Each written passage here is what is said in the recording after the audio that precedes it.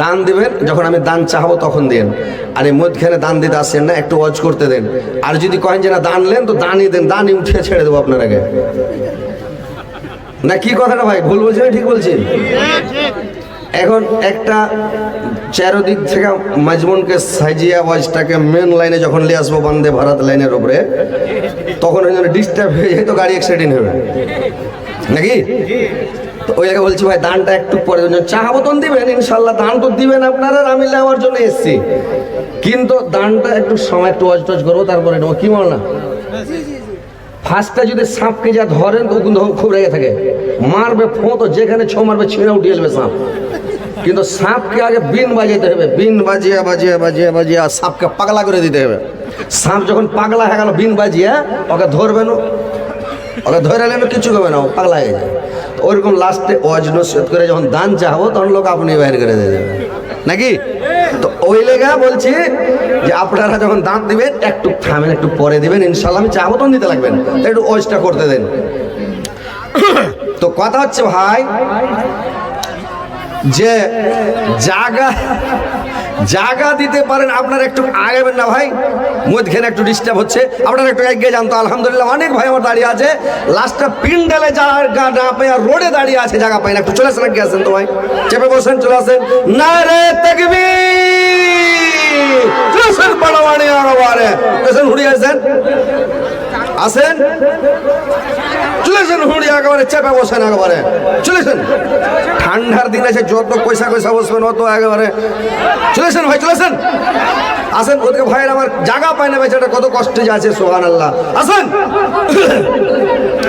মুসলমান আমরা সবাই ভাই ভাই নাকি? আপনারা বিহারের মুসলমান, আমি বাঙালের মুসলমান। আমাকে যদি কেউ একটা অপমান করে বেধর্মী মুশরিকেরা, তো আপনার কলিজাতে আঘাত লাগবে, মানে ব্যথা লাগবে যে আমার হযরত আলী ভাইকে এরকম বললাম। আপনাকে বিহারের মাটিতে যদি কোনো ভাইকে একটা অপমান করা হয়, কোনো দুঃখ দেওয়া হয়, তা আমার কলিজাতে ব্যথা লাগবে। আজকে যে কোনো দেশে যে কোনো জায়গায় আজকে যে গাজার মুসলমানকে মারা হচ্ছে, তো আমাদের কলিজাটা ডহিছে। কি করব? আমাদের তো কোনো শক্তি নাই ভাই, ক্ষমতা নাই, আমরা কি করব? আমাদের অস্ত্র, আমাদের হাতিয়ার খালি দোয়া করা, আল্লাহর কাছে দোয়া করবো, আল্লাহ এর বিচারটা তুমি করিও। আর ঠিক আল্লাহ বিচারটা করতে লেগেছে, আল্লাহর পক্ষ থেকে বিচার শুরু হয়ে গেছে। আল্লাহ যখন কাজ নিবে ভাই, আপনারা যদি নামাজ না পড়েন, পৃথিবীর 18,000 মাখলুকাত আল্লাহ তৈরি করেছে পৃথিবীতে। 6,000 মাখলুকাত ডিম দেনেওয়ালা, 6,000 মাখলুকাত ডিম পাড়ে, ডিম থেকে বাচ্চা হয়। 6,000 মাখলুকাত বাচ্চা দেয়, 6,000 মাখলুকাত বাচ্চা দেয়। আর 6,000 মাখলুকাত আল্লাহর ট্যাগ দেয়, মানে গ্যাজ থেকে গাছ হয়, গাছ যে হয় গ্যাস থেকে গাছ হয়। ওরা 6,000 ডিম দেয়, 6,000 বাচ্চা দেয়, 6,000, 3 6 18,000 মাখলুকাত আল্লাহ পৃথিবীতে তৈরি করেছেন। তার মধ্যে যদি মানুষ, মানে মানব জাতি, সারা পৃথিবীর মানুষ যদি আল্লাহর ইবাদত করা ছেড়ে দেয়, তো আল্লাহর 17,999টা মাখলুক আছে কিনা পৃথিবীতে, তাহলে অন্য মাখলুকাতের দ্বারাই ইবাদতটা করিয়ে নিবে কিনা? আপনারা আমরা সারা পৃথিবীর মানুষ যদি আল্লাহর ইবাদত করতে লাগে, আল্লাহর সম্মানটা বেড়ে যাবে না, আল্লাহর আরো উঁচা হয়ে যাবে না, সম্মান বেড়ে যাবে না। আমরা যদি সারা পৃথিবীর মানুষ যদি নামাজ রোজা ছেড়ে দিই, আল্লাহর সম্মান ঘটে যাবে না, ঘটবে যে ভাই? আল্লাহ অন্য মাখলুকাতের দ্বারা দিয়ে ইবাদত করিয়ে নিবে কিনা? আল্লাহর মাখলুকাতের কমি নাই। তো আল্লাহর মাখলুক দেখেছেন, আব্রাহা যখন কাবা ভাঙতে এসেছিল, তো কাবা ভাঙতে যখন আসে, তো আব্দুল মুত্তালিবকে ডেকে পাঠালো, ডেকে পাঠিয়ে বলল, দোভাষীর মাধ্যমে আব্রাহা জিজ্ঞাসা করলো, মানে আব্রাহার ভাষা আলাদা, সৌদি আর ভাষা আলাদা। তো ও আব্রাহা এর ভাষা বোঝে না, আব্দুল মুত্তালিব ওর ভাষা বোঝে না। তো মধ্যখানে একটা দোভাষী লোককে দাঁড় করে দিয়ে বলছে, আব্রাহা বলছে, আমি তোমার কাবা শরীফ ভাঙতে এসেছি, তুমি যদি ভাঙতে দাও, খুশি মনে ভাঙতে দাও তা ভাঙবো, বেজার মনে ভাঙতে দাও তাও ভাঙবো, কিন্তু আমি তোমার কাবা ভাঙতেছি, কাবা ভেঙে যাবো। তুমি কি বলছো? যদি ভাঙতে না দাও, তোমার সাথে লড়াই করবো, আর তোমার সাথে লড়াই করে তোমাকে ধ্বংস করে, তোমাকে মাইরা শেষ করে, কাবা ভেঙে ধুলিসাৎ করে মক্কা থেকে চলে যাবো। এই কথা যখন দোভাষী বলল আব্দুল মুত্তালিবকে, আব্দুল মুত্তালিব বলল, দেখেন ভাই, আমি কাবা ঘরের মালিক নই, কাবা ঘর আমার নয়। কাবা ঘরের যে মালিক, ওর ঘর ও রক্ষা করবে কিনা ও জানে, ভেঙে দিলে ও রক্ষা করবে কিনা ও জানে, বাঁচাবে কিনা ও জানে। আমি কাবার কথা কিছু বলতে পারবো না, তুমি পারলে ভেঙে দাও, না হয় রাখো। আমি 100টা উটের মালিক, আমার 100টা উট তোমার লোকেরা মানে জোরপূর্বক দখল করে লেছে, ঘেরে লেছে, মাঠে থেকে ছিনতাই করেছে, 100টা উট আমাকে দিয়ে দাও। আবরাহা যখন এরকম শুনলে, ওকে দো ভাসি বলছে যে এরকম উঠ চাইছে, ও কাবার কথা কিছু কয় না, ওই কাবার মালিক বুঝবে, আমি কাবার মালিক লই।